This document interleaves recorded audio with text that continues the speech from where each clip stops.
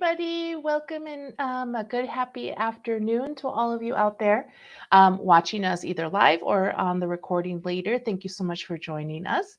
I am happy to talk about this topic today with our guest that's going to be on with us, is David Lobenstein, who is a massage therapist, and also what we're going to be talking about has created a course to help therapists get more out of their sessions, help their bodies, and find more happiness in their work. And I love the way he put this.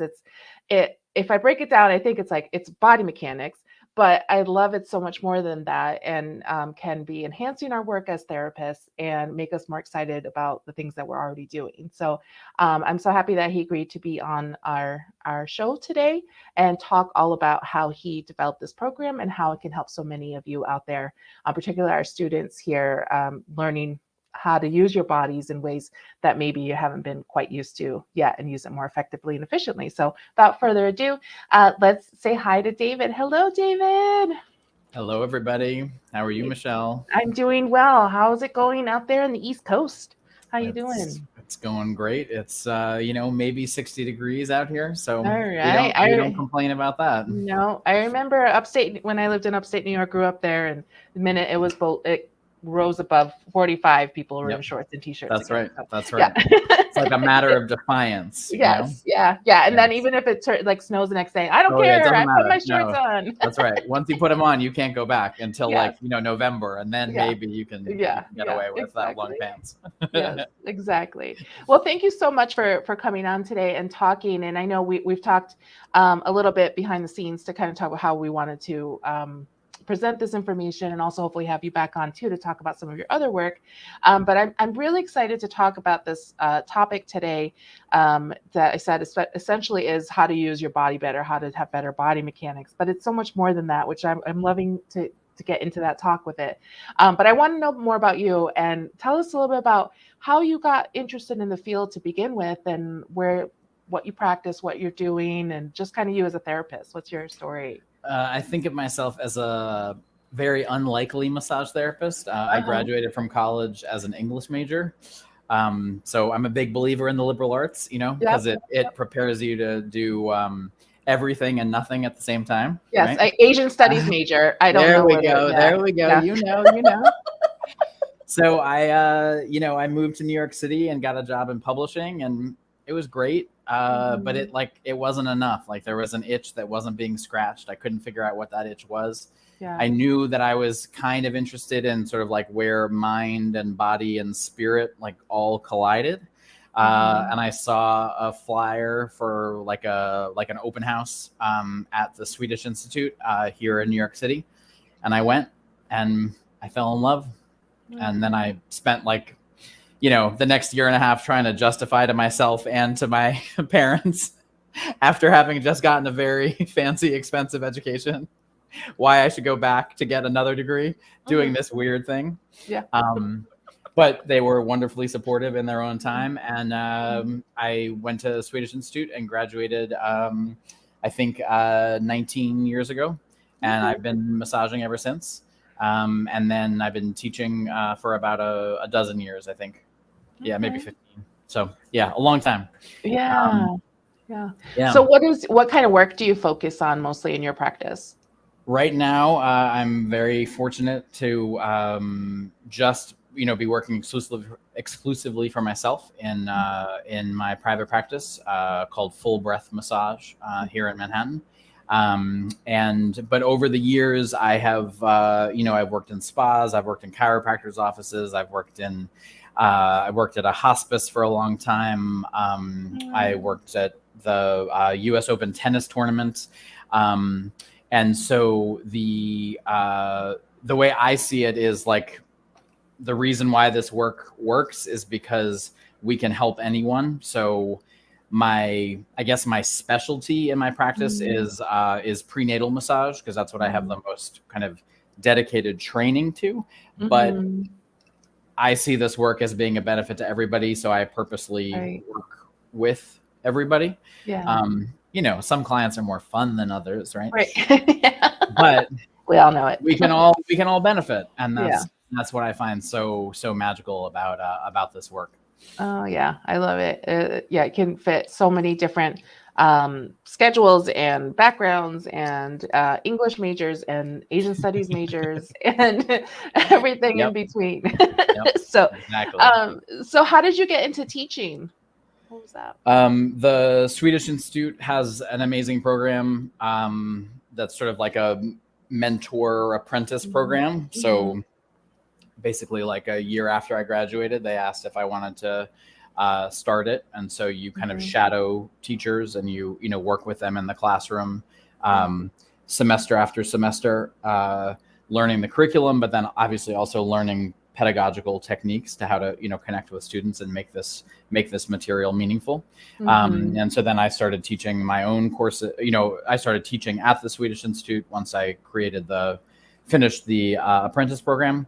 But then I realized, like, the stuff that was really fascinating to me was then figuring out how to make the material that I really love and the stuff that really has made a difference to me, and then how to spread that and how to get the word out, as it were, about the tiny few things that I've figured out in my many years doing this.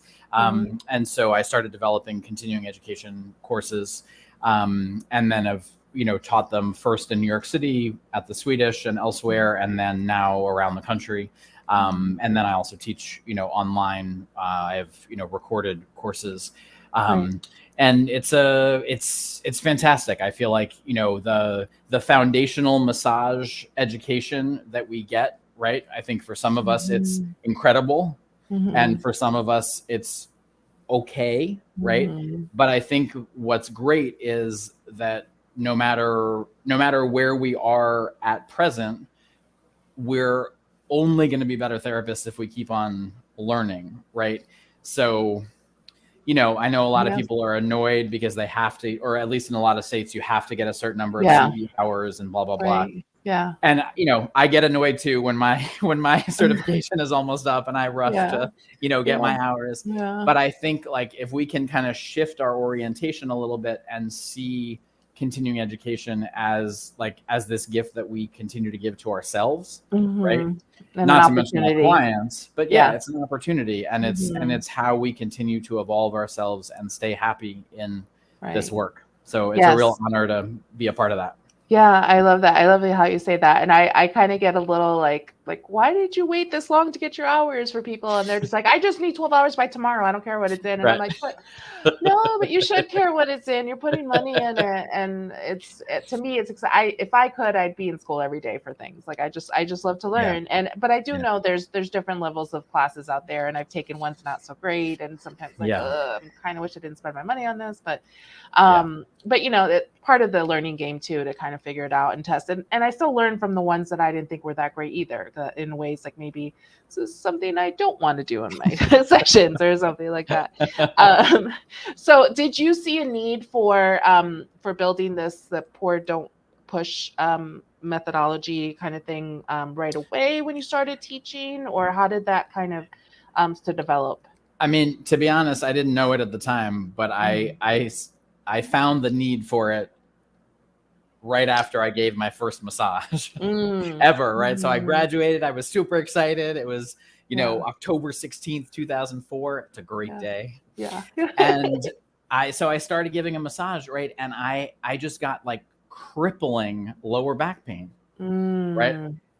I couldn't figure out why. The massage was fine. Like, the guy was fine. He was nice and all, And so it was only afterwards that I thought, like, oh my gosh, like, I'm going to be a one and done therapist where, like, this is the only massage I'm ever going to give, right? Because I was in so much pain. Yeah.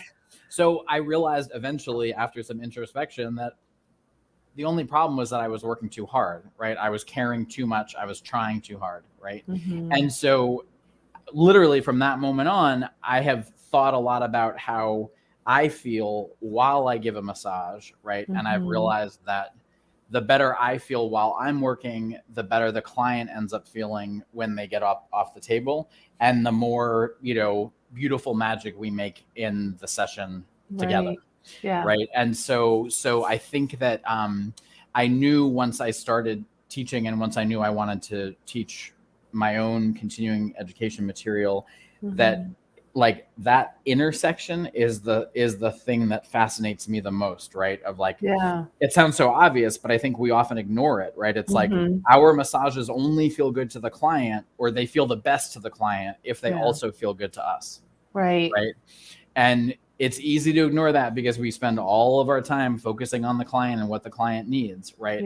But really, when we can keep ourselves front and center as well, we have a much better chance of really making amazing work happen and amazing results happen for our clients. Yes, absolutely. So did you start, so you know, self-reflection for yourself, but you're seeing trends with maybe what other people were saying around you and like what was hurting or what they were feeling tired or, I mean, you know, the benefit of working in a lot of very busy spas in New York City, because the spas were like, you know, my bread and butter when I first started out, is that you hang out in a lot of busy break rooms at busy spas with other massage therapists, and man, oh man, it is a depressing picture, right? So like, you know, what I kept seeing was therapists who I really liked, who I really respected, right? Who I think, you know, did good work, but the moment they left the session, they were just like, right? They were, you know, they were either hurting physically or they were checked out mentally, right?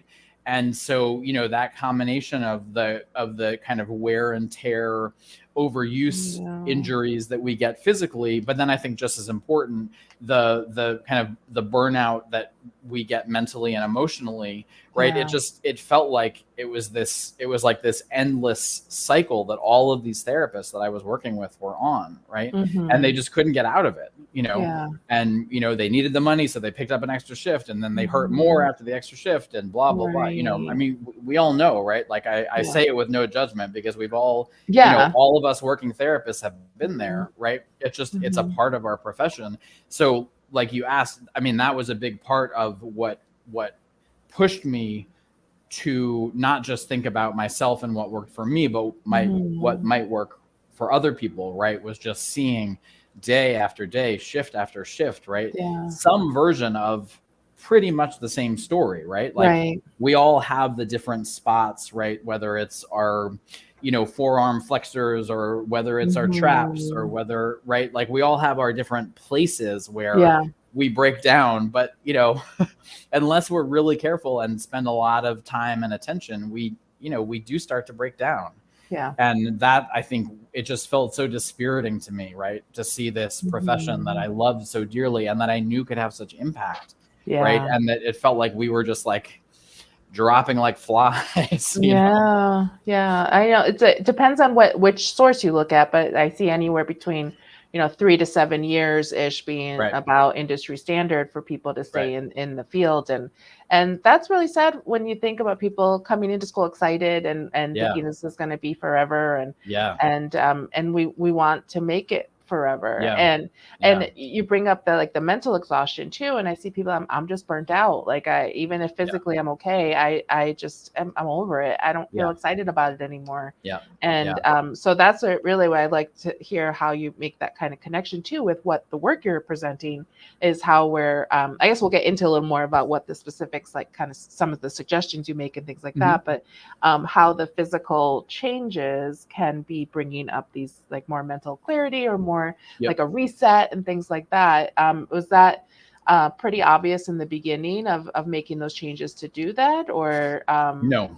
It was just a lot of tinkering, and also honestly a lot of happenstance, a lot of luck. I started studying Tai Chi at Swedish Institute, the place I graduated from, just like one evening a week with this wonderful instructor, Bob Alltime, who I feel like has taught like every third massage therapist in the world, because he's been around for so long.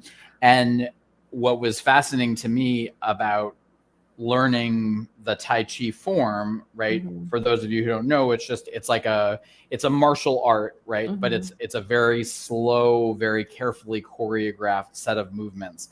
And the idea is that all of your power, all of the movements originate in your lower body, right? And so the Mm-hmm. idea is that like whatever your hands end up doing, that's just the manifestation of what your feet Mm-hmm. and your knees and your hips have already started to do, right? Right. So it became, after studying it for a while, this really profound way to look at the massage session.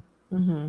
And so after a lot of tinkering, I realized that I was physically at my happiest when I applied that same principle, right? So basically, this is obviously a simplification, but it's a useful way to think about it. Mm-hmm. I think of our hands, right? The part of us that contacts the client Mm-hmm. as being the least important part of us, right? So like we're always like paying attention to our hands and what our hands are doing, right? And I Mm-hmm. actually think that gets us into a lot of trouble, Right. because then we're not paying attention to the rest of our body. So a lot of the work that I teach in Pour Don't Push and in my other courses is about how to relearn an understanding of the entirety of your body, right? And Mm-hmm. specifically your lower body. So if you continue to move your feet during a session, right? And you Mm-hmm. continue to bring your hips so that they are facing in the direction that you want your stroke to go, Right. right? Then you're going to be able to use your whole body and specifically your body weight, right, to Mm-hmm. create each of the strokes that you want to do, right? Right. If you don't move your feet, and we all can, I think, can sympathize, right, with that, like Mm-hmm. last massage of the day, you're really Yeah. tired, your feet are like concrete blocks, and you Yeah. basically just, not literally, but it kind of feels like you stand in the same position the whole massage and you just like Yeah. push Yeah. farther and farther Yeah. away from you, right? We know Yeah. that we're guaranteed to hurt ourselves when we do that, Yes. because we're just using the muscular effort of our shoulders and our arms Right. and our back, right? Yeah.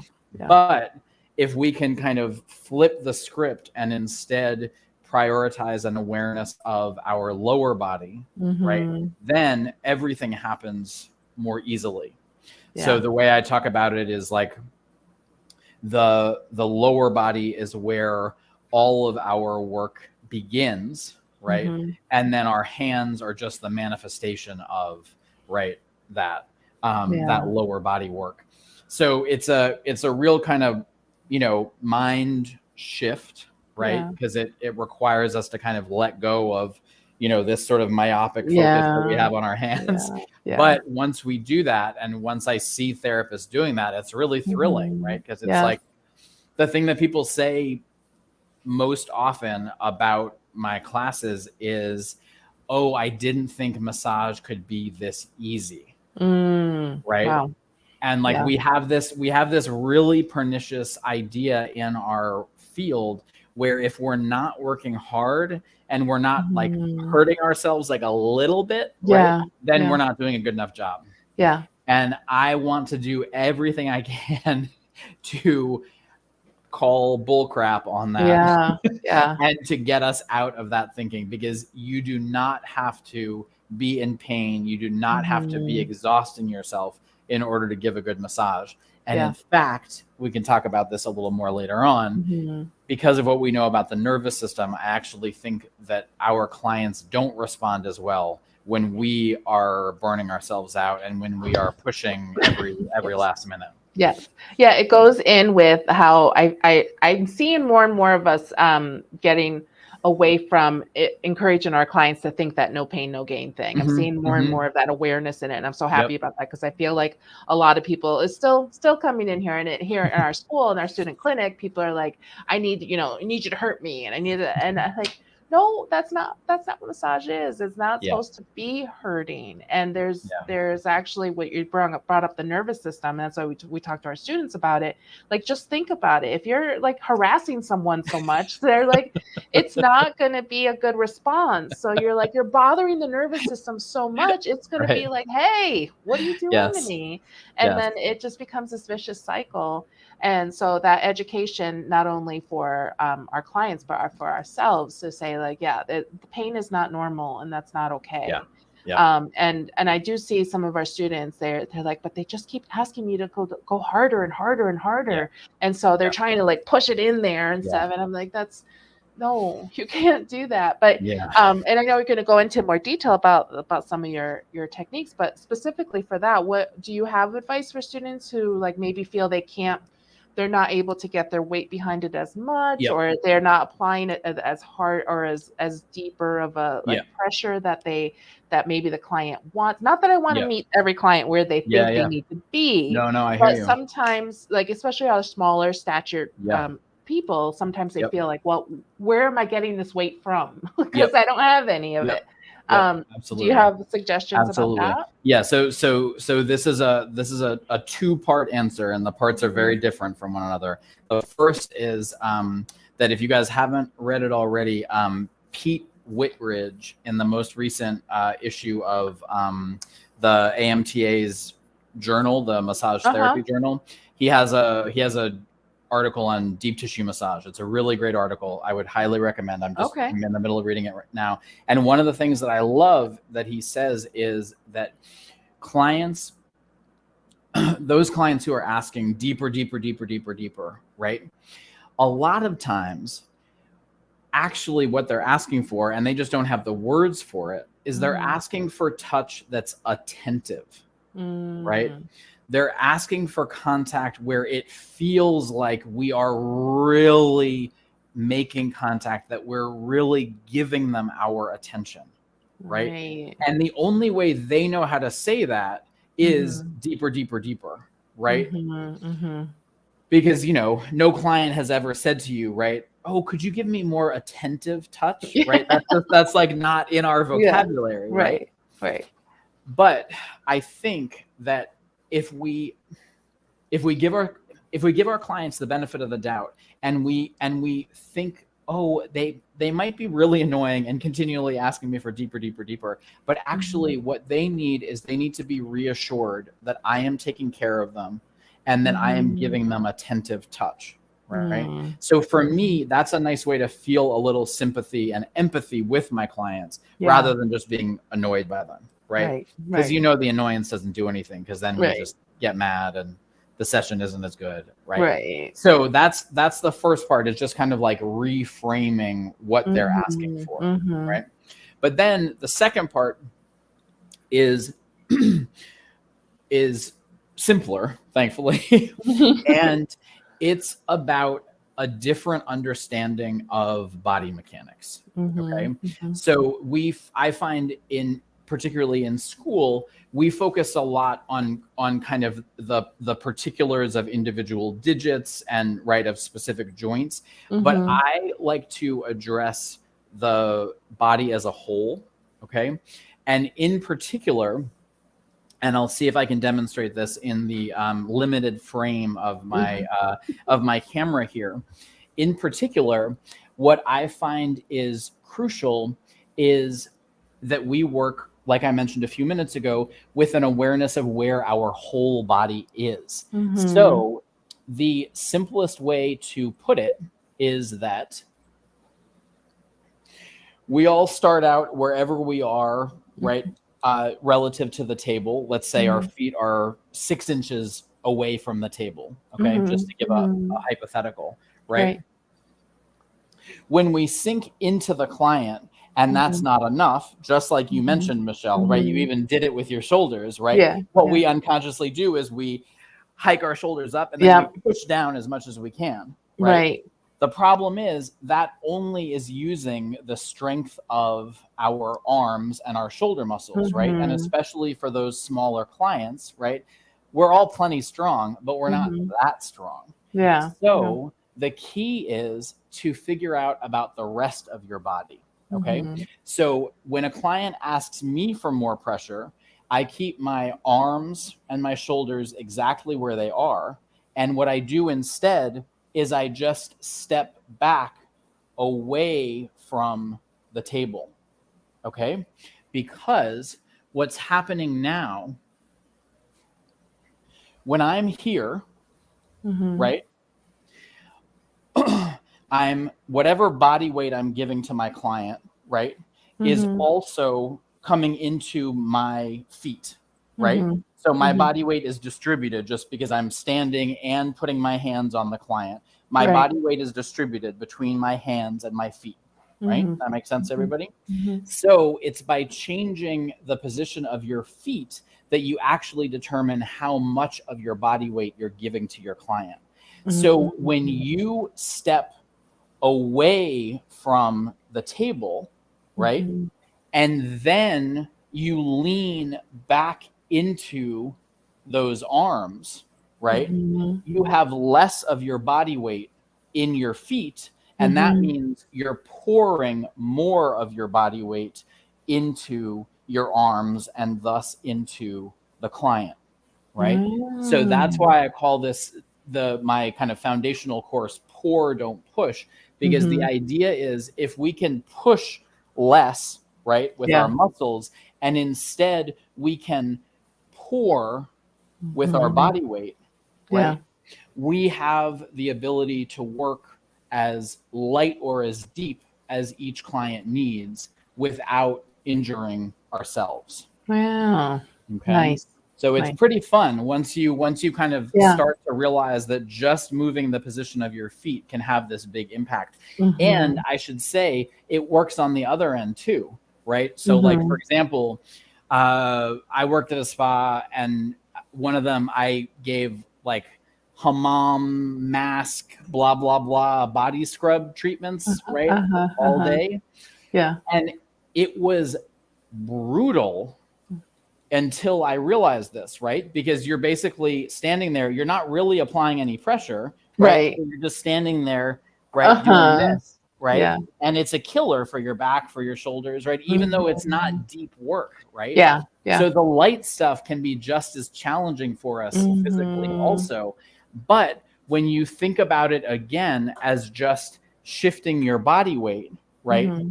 You can work more fluidly with your whole body. So when I'm doing deeper work, I'm going to be stepping farther away and leaning in, right? Mm-hmm. But when I'm doing lighter work, I'm just going to be stepping real close to the table, but Mm-hmm. still sinking in with my body weight, right? Mm-hmm. So it's the same idea. It's just that it gives you this ability to adjust exactly how much or how little pressure, right? Body Yeah. weight you're Right. delivering by moving your feet. Nice. Ah, such an easy fix there. And Yeah, I so mean, does it that, takes a while to practice. yeah, yeah, for sure. You made it seem effortlessly. I just got to step. Next thing you know, chunk Yeah. right in my head on the table. Um, and then my guess is for maybe shorter therapists might have to lower that table a little bit to get That's to that right. place. That's right. Yeah. And to be honest with you, I actually encourage pretty much everyone that I work with, Hmm. even just to experiment with Hmm. lowering the table, right? Yeah. Because I think it's one of those things that we get accustomed to, especially if we're doing massage after Mhm. massage. We tend to move our feet less. And Yeah. therefore, we have this idea that a higher table is better because we don't have to Mhm. bend forward as much, right? Yeah.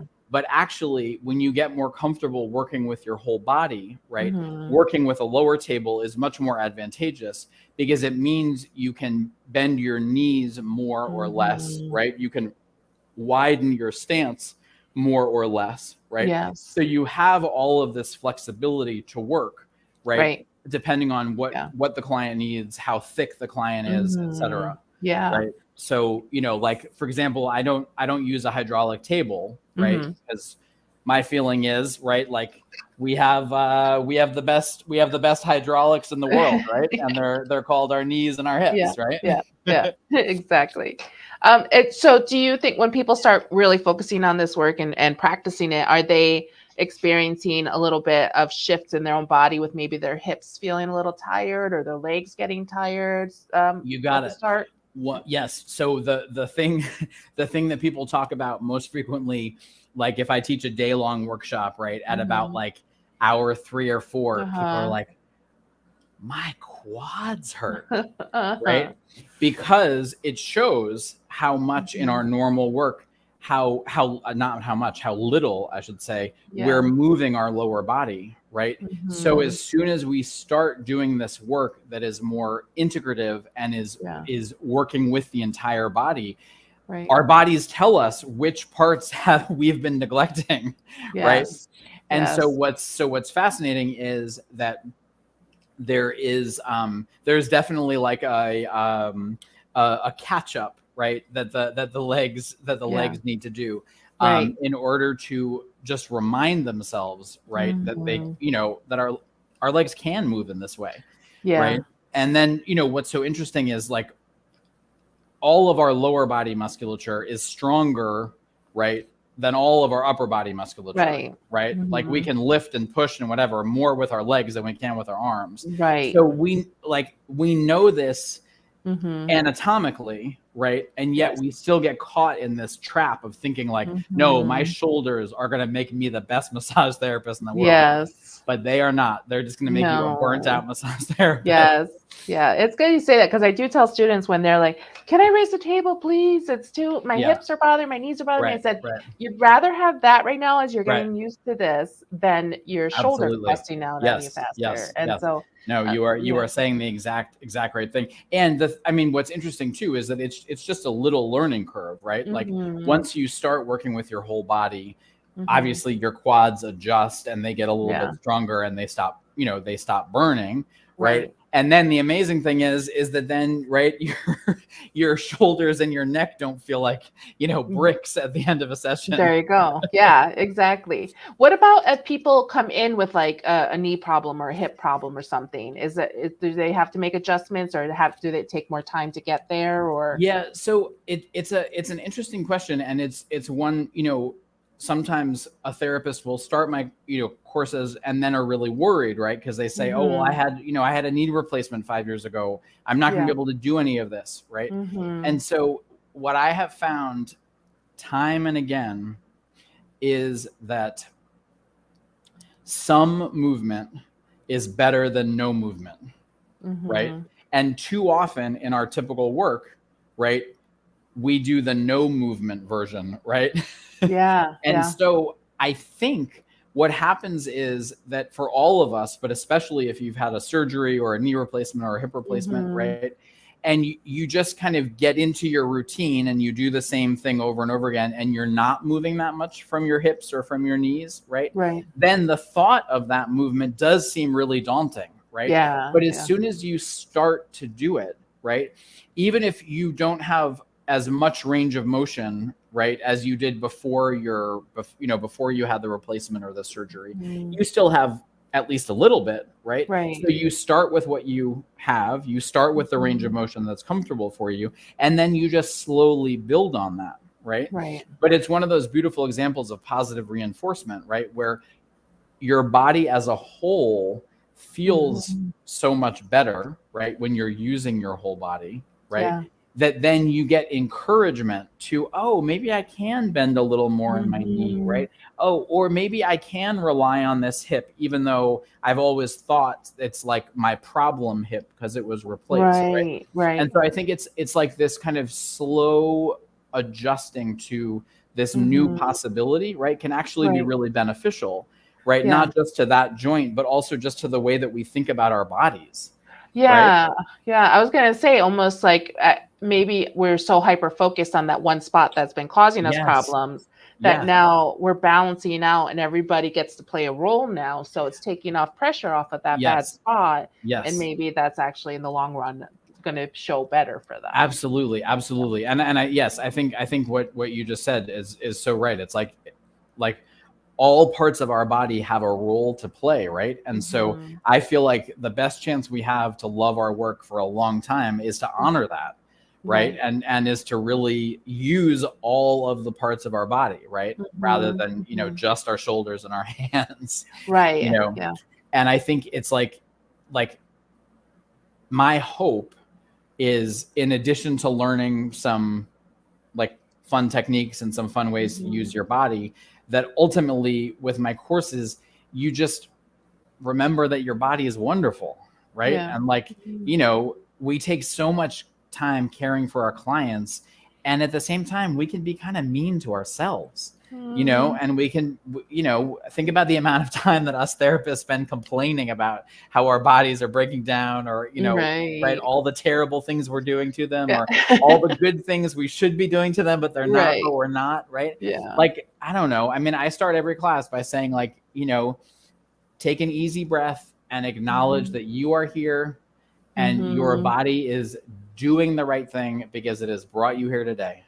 Right. Yeah. And so, like, as much love as we can generate for our own bodies, it gives us a lot more, chance to actually do good stuff with our clients and in the world. Yeah, especially because we're telling our clients to come as they are and be who they are, and we're going to help them through it. And meanwhile, like, why can't you get your stuff together, lady, to your own person all the time? Like, would you talk to somebody you loved like this? No, like, no, exactly. You wouldn't do that. So exactly. Don't do it for that. Yeah. So for this, for your classes, if we don't get into it when we're first learning it, can you teach an old dog new tricks? Yes. Is there hope for me yet 20 plus years into the industry? Absolutely. There is hope for all of us every single day. Yeah. So, and to be honest with you, as much as I love working with people who are still students, right, who are still learning, those of you who are still learning, please, I would love to work with you in whatever way possible. It is also a particular joy to work with therapists who've been doing this for 10, 20, 30, 40 years, right? Because they know so many things, right? Like, we have such a reservoir of knowledge that is so beautiful to work with, right? And then they have also gotten stuck, just like we all do, in our ruts, right? In our counterproductive habits, right? But then when you just give that little glimmer, that little peek of what it can be like, they're just so excited, right? Because they know how much of a difference these kinds of little changes can make, right? And so being able to implement that, with older therapists it's such a thrill. And yes, we can always learn new tricks, no matter how old us dogs are. Yes. And I think it might not all even be old or new tricks, maybe a revisiting of some things we forgot along the way too. I'm so glad that you said that, because actually that was a point that I meant to make several minutes ago. Is part of what's interesting to me about the continuing education world that we live in is that there is so much amazing stuff out there, right? There are so many incredible teachers teaching really cool things.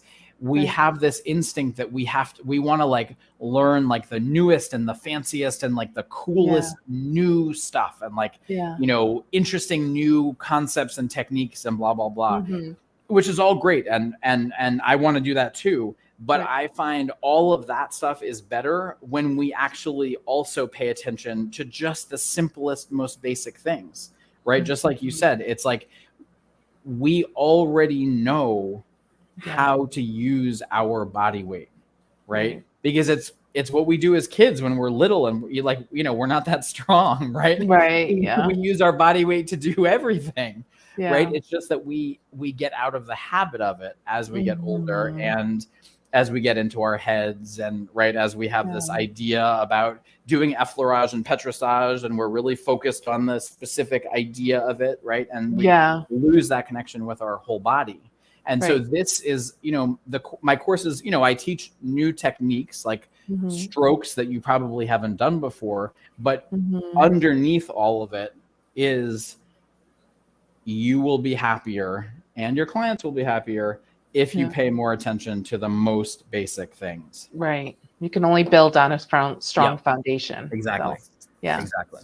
That's awesome. So you talked some of your other courses. So let's first mention in detail here. First, I'm going to put your website up here so we know how people can find these courses. So I know you do travel a little bit and teach classes in person, but you have a very robust online option available to people. And in particular, your foundational course, well, I call it the foundational, right? Because it's the one we're mostly talking about, the pour, don't push.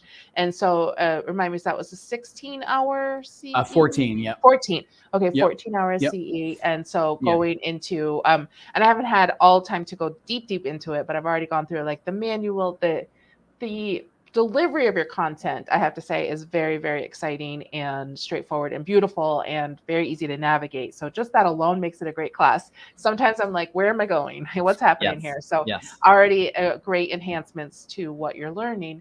But what are some of the key parts of that 14 hours that we're learning here? So basically in that course, Pour Don't Push, we go through working on each part of the body, fronts of the legs, backs of the legs, right, back. And I show you in great detail, right, how to utilize an awareness of your body weight. And the other component that we haven't talked about yet is how to use an awareness of your breath, right?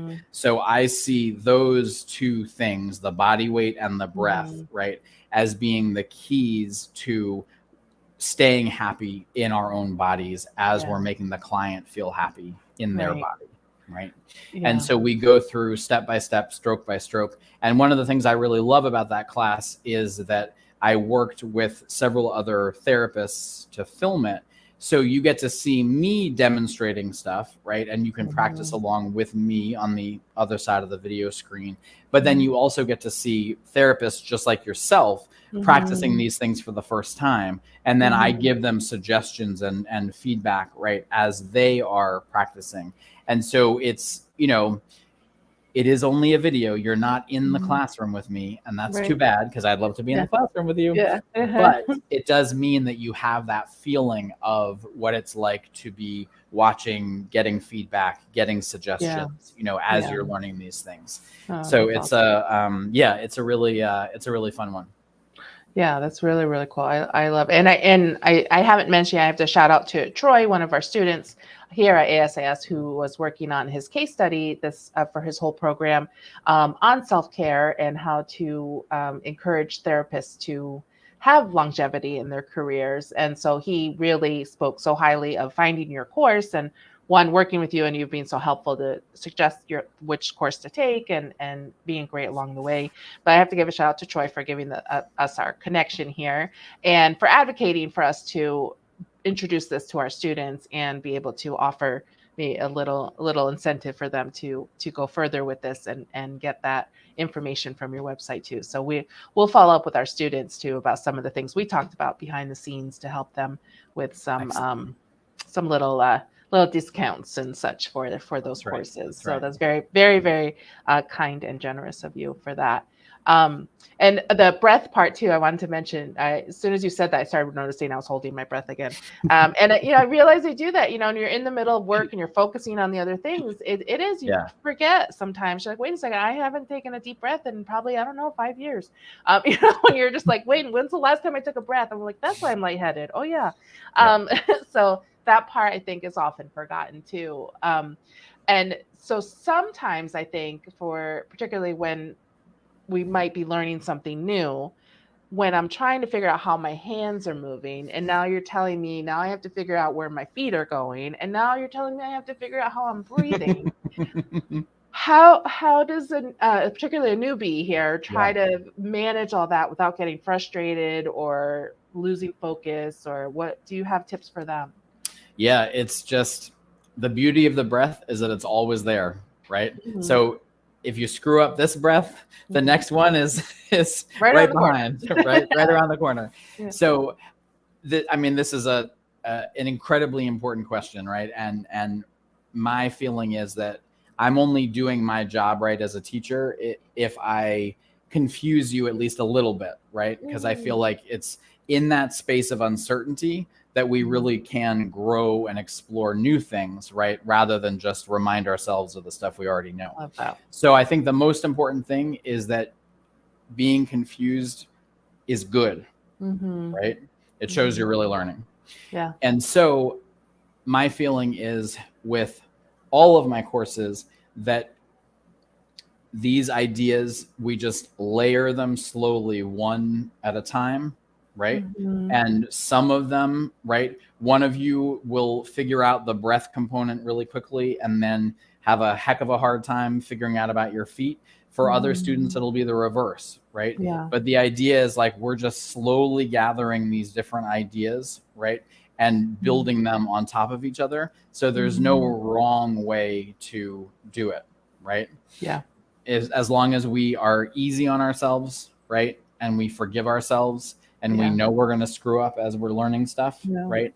Then we're guaranteed to grow. Yeah, that's so important. And it was a big lesson for me too with learning that it wasn't until my 20s, probably my mid 20s, where I discovered that you actually have to like really work at things that you're not good at to get good at them.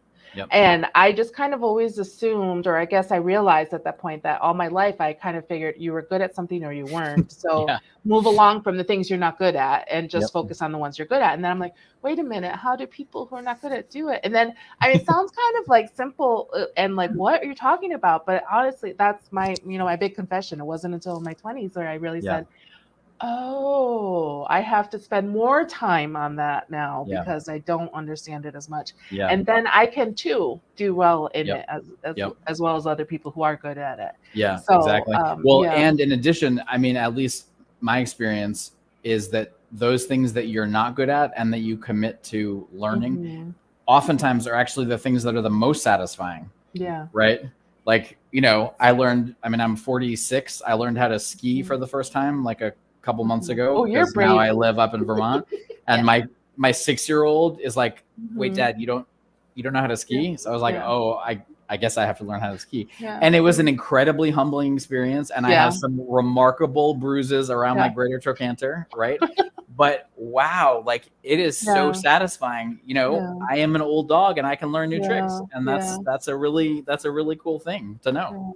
Oh, you're so great. I always say, the ground's a lot further away from me now. I don't know. I'll keep my feet on the ground here.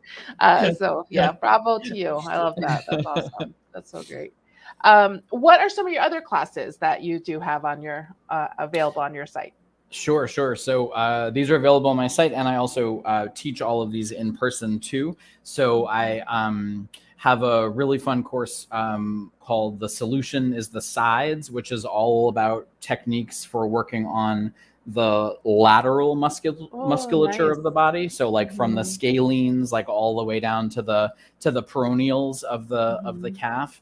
I find we kind of get so focused on like just working on the back of the the body is two-dimensional, but when you see the body as three-dimensional and there are all these like amazing little spots that we tend to ignore, clients go nuts for these techniques. So Solution is the Sides is a really fun one. And then I have a course that's about how to use your thumbs to keep them happy. And how to prevent some of those overuse, injuries that are so endemic to our profession. And then I have a course about working with your own breathing while you work with your client's breathing. So it's sort of like creating this kind of symbiosis in a session where if we can breathe a little more easily and fluidly, right, then our client tends to do that too. There's sort of like this unconscious mirroring that happens. And then in my experience, the possibilities therapeutically of what we can do just open up that much, that much more. So those are just a few. It's a lot of fun. It's like exploring different, facets of our work, right? But all with that same fundamental understanding that, if we pay more attention to us, we benefit and the client benefits. Oh, I love that. That's so awesome. Yes, it's all that whole you can't pour from an empty cup and put your face mask on first before helping others thing. That's right. That's right. Yeah. And then I should also say that I have had the honor of working with Carol Osborne, who has been a prenatal massage pioneer for almost, I think she's at 49 years now. Yes, I know. And I think you just took a course with her, right? Yes, I did. Last year before. It's all last 5 years have blended together as one. Indeed. Yes, I did. Yeah. And so I teach her courses too on pre and postnatal massage. And that is a particular delight. Yes, yes, that's beautiful. And I am hoping we can schedule another time for us to talk all about the prenatal stuff, because that is Absolutely. my heart too. Yep. That's why I got into the field, to work with infant children and Mm-hmm. prenatal, pre and postnatal Mm-hmm. Mm-hmm. people. And that's I just taught our 2 day. We do a mini course here Oh, nice. for our students. Yeah. That's like the one class and the infant children are the 3 days that I hold on to here on the schedule, and that I Nice. make room for, because they're my favorite. So I can't wait to Yeah. talk to you about that. Yeah. Yeah. Um, and also, we would also love, if you're ever here in Arizona or want to make the trip, I would love to host you for some courses, if that's ever a possibility. We can talk Yeah. offline about that. But Yeah. Yeah. I That'd be think great. you'd really resonate with our peeps out here, That and sounds talk more with our fantastic. students. And I will talk more with our students about what we discussed about getting them into some of this information. And I'd love Yeah. to use some of your content, even from day one in orientation, to start talking to the students about how they're going to learn different things about how to use their bodies in ways they probably never did before. So Mm-hmm. Mm-hmm. I think that's going to be wonderful. So yeah, that's what our CEO here, he just wanted to make sure we invited you for opportunities at our campus. So thanks, Shannon, for watching, and thanks for the comment, because he also Thank says you, Shannon. that this is great. So yeah, I've been really enjoying this, and I've just realized what time it's been. So I want to make sure that we're getting to everything else here for our any last minute things that you wanted to talk about, if I didn't mention yet, or we wanted to share for particular our students or anyone else watching. And then I can ask you our little 5 questions that I love to Oh, ask yes. everybody. Yeah. Well, the thing we talked this about a bit about this before we started recording, and I think that what I wanted to make clear for current students is that I'd be delighted if you're interested in working together, either in person or online, but B, that I see my work as being in concert with what you're currently learning right in school. So the idea, I hope, is that I think education works best, like I was mentioning a minute ago, when it's like this layering approach, right? Yes. So you have great teachers already, and then I just want to be an adjunct to that process, right? Yeah. Because again, inevitably in school, teachers never have time to teach everything. Right. Yes. Hence this live stream was born. Utterly impossible. Yes, exactly. And so, so bravo to the work that your teachers are already doing, regardless of where you are on your massage journey. And then I'd be delighted to be an additional part of that. Yes, we would love to have you for that. So thank you so much for the offer. I really, really appreciate it. And I appreciated this time here. And I'd love to get to know you a little bit better with our little questions for the end here. So if you're ready, which talent or superpower would you most like to have? So this is kind of boring, but I feel like it's a very fitting massage therapist answer. When I was a kid, I was obsessed with the idea of having a superpower which would enable me to be inside someone else's brain so I could see what they are seeing, right? So like, of course, it would be cool to fly, obviously. But I think actually what I would most like now in my middle age is I would like to be able to feel what other people feel. Right. I mean, it would make me an even better therapist, obviously, if I could feel what my clients are feeling. But I also think it would be a really remarkable way to impact the world. Right. We in a lot of ways, I think we do not spend enough time thinking about how other people feel, especially people who are different than us. So the more we can do that, the more hope we have. Yes, I feel kindness and empathy would rule the world, and we would have no problems if everybody could practice that more. So I believe that as well. And I love how you just put that. It's not so much reading people's minds, but feeling how they feel. And I hadn't thought about it like that. I love that. Yeah, it's awesome. So if you weren't a massage therapist, what occupation would you have? Man, I am completely stumped by this question. I have given it a lot of thought. And as a kid, once I realized that I was never going to be a professional baseball player, I thought that my lifelong dream would be to be a baseball commentator, right? And I don't actually think I want to do that. So honestly, I love my work so much. I don't have another job that I would really love to do. Hey, baseball massage therapist. There to we the, go. There to we the go. stars, Although sir. those locker rooms, they get a little smelly. So Oh goodness. So our CEO Shannon, he played a lot of baseball in his younger his well, 2 years ago, younger years. And he's asking, what position did you play when you were playing? oh, I mean that would assume that I was ever good enough to actually get on Oh, the field. you just It got was more a utility. dream. Yeah, I'd say second base, but yeah, okay, all right. You said you just call yourself a utility player. That's good. there That's we good. go. Well put. Well put. Yes, and he wants to also know what my superpower would be. And yeah, I would like the ability to not time travel, to transport anywhere I Mhm. wanted to go. Because I know flying, people want to do flying a lot. And but I don't actually like the journey as much. I just want to be there and The travel a lot. destination. Yeah. So yeah, I just want to get there. Yes. Yep. Um, Totally. so if money and circumstances were not issues, where would you most like to live? I think I would have a beautiful apartment in New York City, which is where I lived until a couple years ago when the pandemic changed everything for us. Mhm. And then I would have a house in the woods somewhere in New England. Nice. I love that. A little bit of both of them. Yeah. Yep. Maybe throw in a little oceanside something Yep. too, and then we're good there. I'll We got take everything. that That's too. all I Yep. need. Yeah. What is your most treasured possession? Well, my first technical answer is that we just bought an electric car, which I am completely obsessed with. I've never owned a car before because I lived in New Lived York in until a couple Manhattan. years Yeah. ago, and I never thought that I could actually be obsessed with a car, but Yeah. it's super cool. But then the better answer is that in moving to Vermont a couple years ago, my wife and I started a garden, and that also has been a first for me. So it doesn't count as a possession because it belongs to the Yeah. land, not to No, me. but still. But that is one of my favorite things these Oh, days is to I actually love that. grow things and eat them.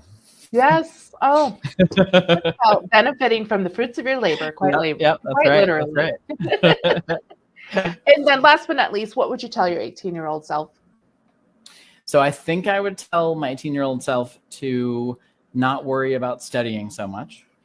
But then most importantly, my 18-year-old self had just met the lady who is now my wife.